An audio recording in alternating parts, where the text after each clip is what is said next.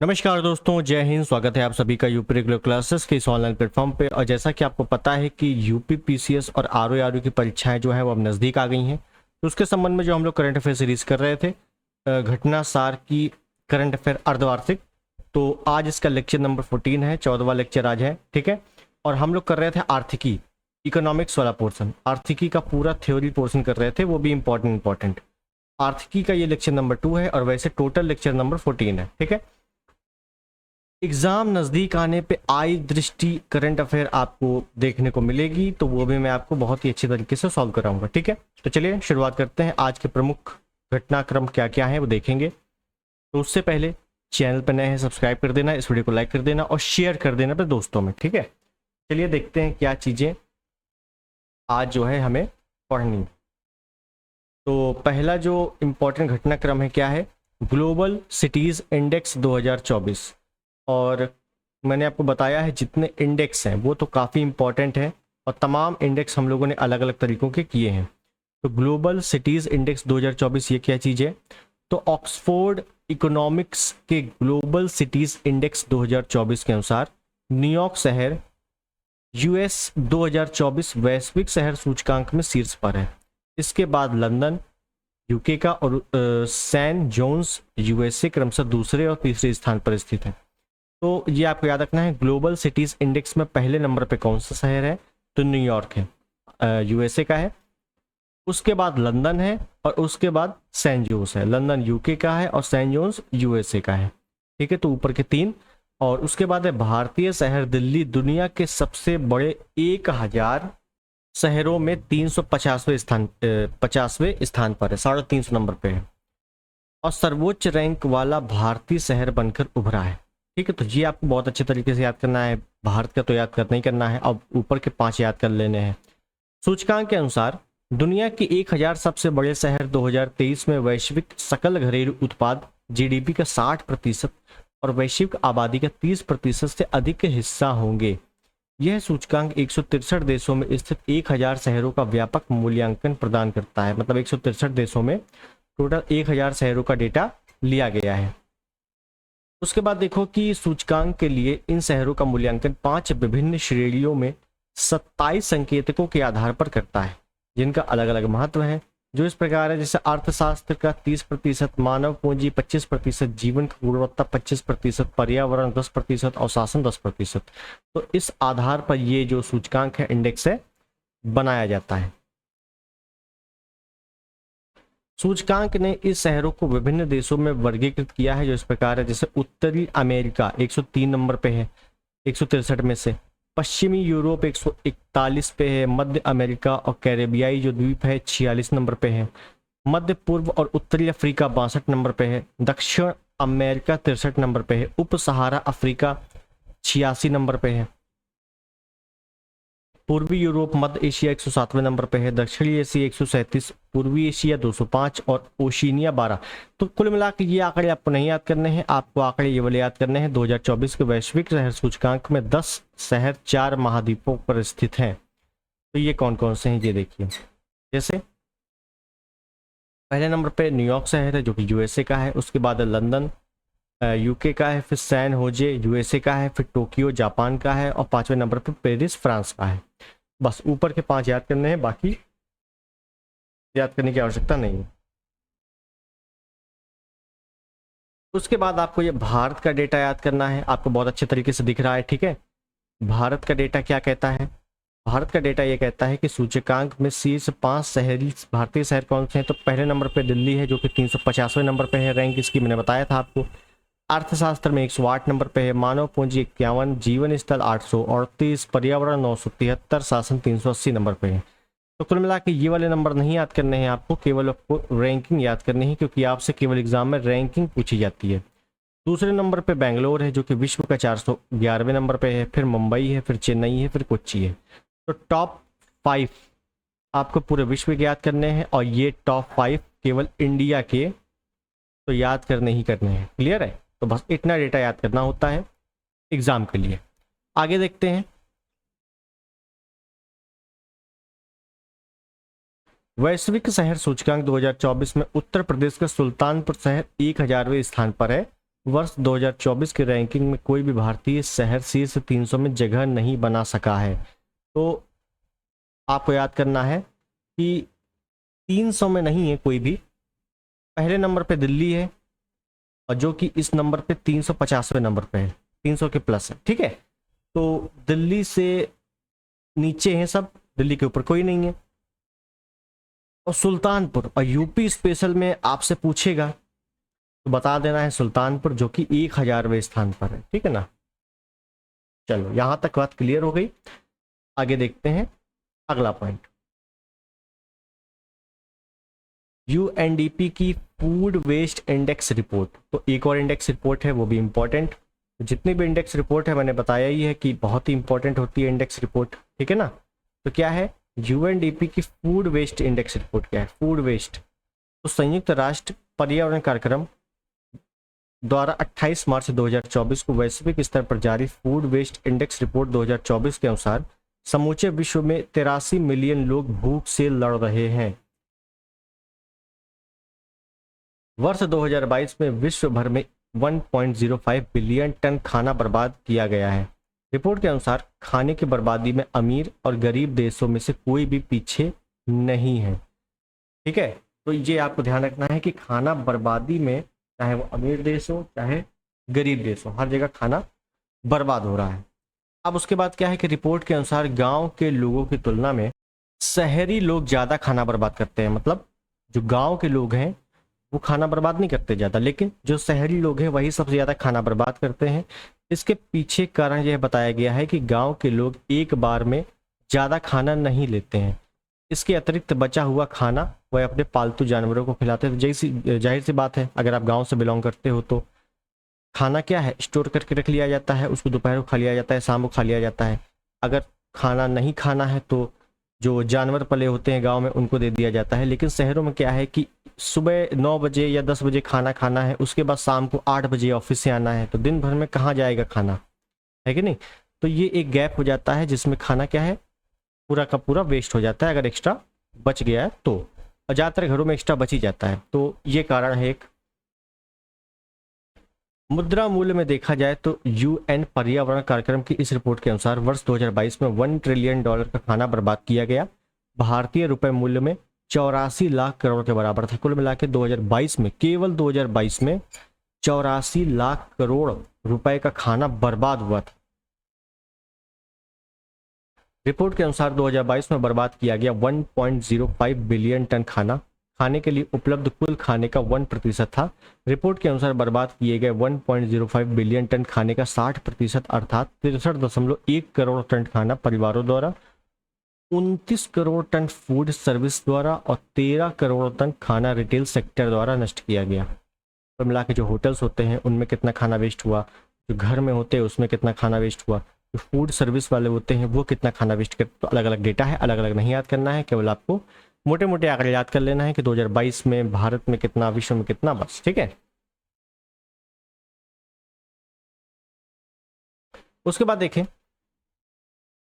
संयुक्त राष्ट्र पर्यावरण कार्यक्रम की इस रिपोर्ट के अनुसार वर्ष 2022 में प्रति व्यक्ति 79 किलोग्राम खाना बर्बाद किया गया। मतलब एक व्यक्ति ने लगभग 80 किलोग्राम खाना वेस्ट किया 2022।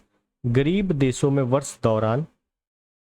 2022 वर्ष के दौरान किया गया खाना प्रति व्यक्ति 72 किलोग्राम था, बर्बाद किया गया। मतलब जो रिपोर्ट में है कि लगभग 80 किलोग्राम प्रति व्यक्ति खाना वेस्ट किया गया, और जो गरीब देश है उन्होंने 72 किलोग्राम खाना वेस्ट किया प्रति व्यक्ति। तो ये भी एक बड़ी बात है। भारत के संबंध में वर्ष 2024 की इस रिपोर्ट में उल्लेख किया गया है कि देश में भूख से प्रभावित जनसंख्या विश्व में सर्वाधिक होने के बावजूद भारतीय परिवार वर्ष में 78.2 मिलियन टन खाना बर्बादी करते हैं। इस प्रकार देश में प्रति व्यक्ति 55 किलोग्राम खाना प्रति वर्ष वेस्ट किया जा रहा है। तो ये भी एक इम्पॉर्टेंट आंकड़ा है कि 55 किलोग्राम एक व्यक्ति खाना वेस्ट कर रहा है औसतन। भारत में भी भोजन की बर्बादी शहरों की तुलना में गांव में कम इस रिपोर्ट में बताई गई है।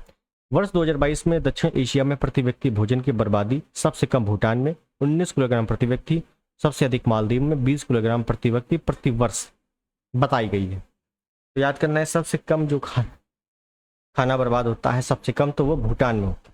ठीक है, तो ये एक आंकड़ा याद कर लेना है। उसके बाद ये आपको याद करना है,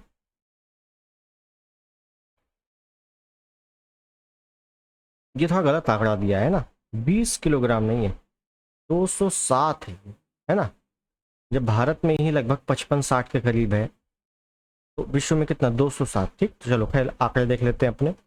दक्षिण एशियाई देशों में 2022 में भोजन की प्रति व्यक्ति बर्बादी कितनी हुई है? मालदीव में 207 किलोग्राम प्रति व्यक्ति किलोग्राम, मतलब एक आदमी इतना खाना वेस्ट कर रहा है। पाकिस्तान में 130, बताओ पाकिस्तान में खाने को नहीं है, वेस्ट हो रहा है। अफगानिस्तान 127, नेपाल 93, बांग्लादेश 82, श्रीलंका 76, भारत 55, भूटान 19। तो अगर भारत के पड़ोसी देशों की बात की जाए तो भूटान सबसे कम। ठीक है, ये आपको याद करना है। नेक्स्ट है, अगला देखेंगे कि टाइम की शीर्ष 100 प्रभावशाली कंपनियों की सूची। तो प्रभावशाली कंपनियों की एक सूची जारी हुई है, इसका डेटा इसमें देखना है क्या इंपॉर्टेंट है अपने लिए। तो टाइम की शीर्ष 100 प्रभावशाली कंपनियों की सूची जारी हुई है। प्रतिष्ठित अमेरिकी मैगजीन टाइम ने साल 2024 के लिए दुनिया की सबसे प्रभावशाली कंपनियों की सूची मई 2024 के अंतिम सप्ताह में जारी की। शीर्ष 10 कंपनियों की सूची में 3 भारतीय कंपनियां हैं। बहुत इंपॉर्टेंट बात है कि टाइम मैगजीन में शीर्ष 100 कंपनियों में, पूरे विश्व की 100 कंपनियों में भारत की 3 कंपनियां शामिल हैं। एक है रिलायंस इंडस्ट्रीज, उसके बाद है सीरम इंस्टीट्यूट ऑफ इंडिया, उसके बाद है टाटा ग्रुप। तो ये आपसे बहुत पूछा जाएगा, देख लेना इस बार। उसके बाद इस सूची को 5 श्रेणियों में बांटा गया है। इसमें लीडर्स, डिसप्टर्स, इनोवेटर्स, टाइटन्स और पायनियर्स शामिल हैं। रिलायंस और टाटा ग्रुप को टाइटन्स कैटेगरी में स्थान मिला है, जबकि सीरम इंस्टीट्यूट ऑफ इंडिया को पायनियर्स कैटेगरी के लिए चुना गया है। तो एक कैटेगरी भी आपको याद करनी है। प्रत्येक कैटेगरी में 20 कंपनियों को शामिल किया गया है। तो जाहिर सी बात है 100 कंपनियां हैं, 20 में शामिल किया गया तो 5 कैटेगरी बन गई। ठीक है ना, तो यही 5 कैटेगरी में सबको बांटा गया है। उसके बाद याद करना है कि टाइम मैगजीन ने रिलायंस इंडस्ट्री को भारत के विकास रथ की उपमा दी है। जियो प्लेटफॉर्म ने 2021 में इस सूची में जगह बनाई थी। तो याद करना है कि टाइम मैगजीन ने हाल ही में किस भारतीय कंपनी को भारत के विकास रथ की उपमा दी है?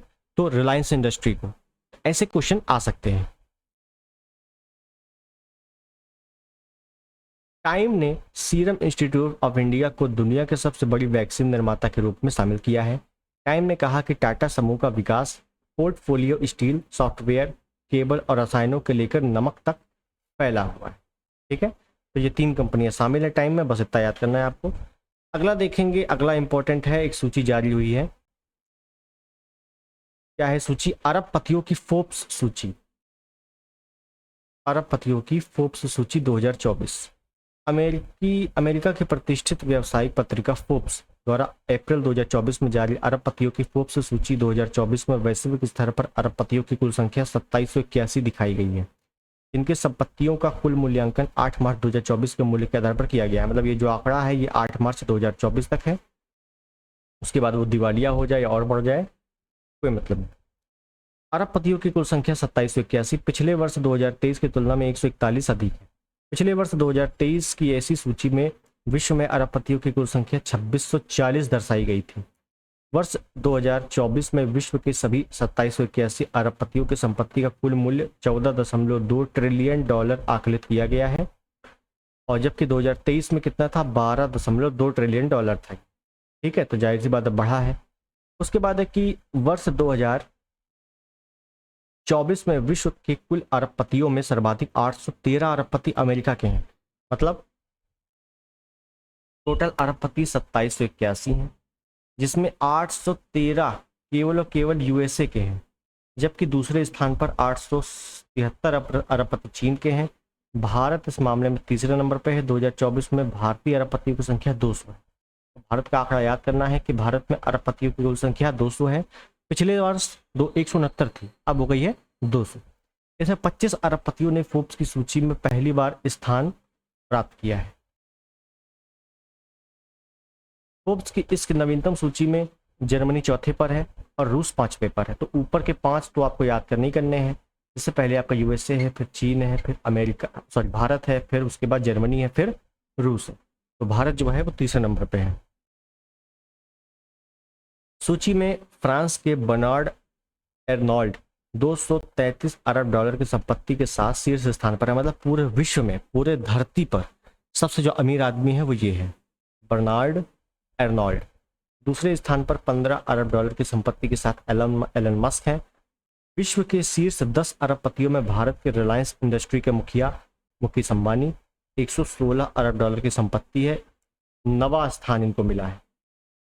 भारत में पहले है लेकिन विश्व में 9वें स्थान पर है। विश्व में पहले नंबर पे बर्नार्ड एर्नोल्ड है, विश्व में दूसरे नंबर पे एलन मस्क है, और मुकेश अंबानी भारत में पहले नंबर है लेकिन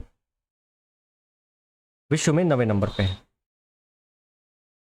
अब शीर्ष 10 स्थान पर रहे अरबपतियों के नाम इंपॉर्टेंट है, जो कि विश्व का आंकड़ा है। विश्व में टॉप 10 में कौन है? विश्व में टॉप 10 में आपको पता है कि मुकेश अंबानी 9वें नंबर पे है, तो होंगे ही। चलो देख लेते हैं एक बार।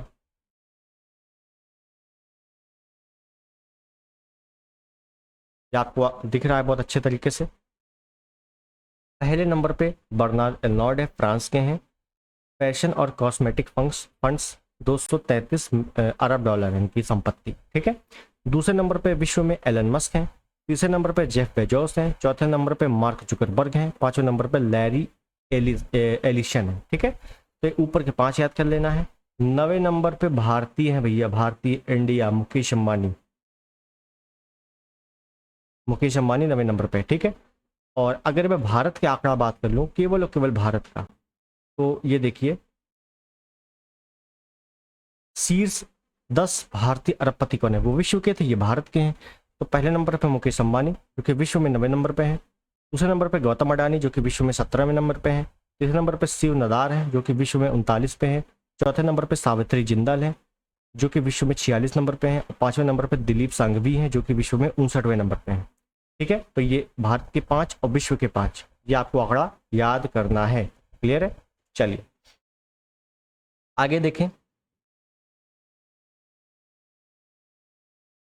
भारत ईरान ने चाबहार बंदरगाह के संचालन के लिए 10 वर्ष का अनुबंध किया है। ये क्या मामला है? इसमें देखते हैं कि ईरान के दक्षिण पश्चिमी तट पर स्थित चाबहार बंदरगाह, जो कि ईरान में है, अपने पड़ा होगा, भारत ने बनवाया था इसको। शाहिद बेहिश्ती टर्मिनल का संचालन 10 वर्ष के लिए भारत को सौंपने के लिए भारत व ईरान के बीच 10 वर्षीय अनुबंध पत्र पर हस्ताक्षर 13 मई 2024 को संपन्न हुए। इस अनुबंध के तहत शाहिद बेहिश्ती टर्मिनल का पूरा मैनेजमेंट 10 वर्षों के लिए भारत के पास ही रहेगा। तो ओवरऑल इतना समझो कि चाबहार बंदरगाह को शाहिद बेहिश्ती बंदरगाह भी कहा जाता है, ये उसका दूसरा नाम है। ये भी आ चुका है एग्जाम में, ठीक है। इसके बाद इसमें देखते हैं इंपॉर्टेंट,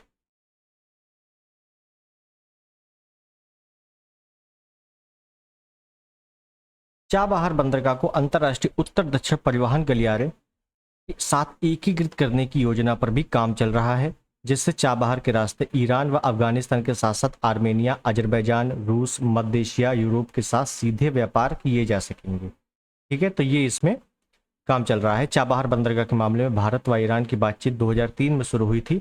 बंदरगाह के विकास के लिए 10 करोड़ डॉलर की मदद की घोषणा की, ठीक। तो बस इतनी चीजें इसमें याद करना है। उसके बाद देखते हैं इंपॉर्टेंट, सार्वजनिक क्षेत्र की कंपनी इरेडा लिमिटेड को नवरत्न कंपनी का दर्जा, नवरत्न कंपनी का हाल ही में दर्जा मिला है।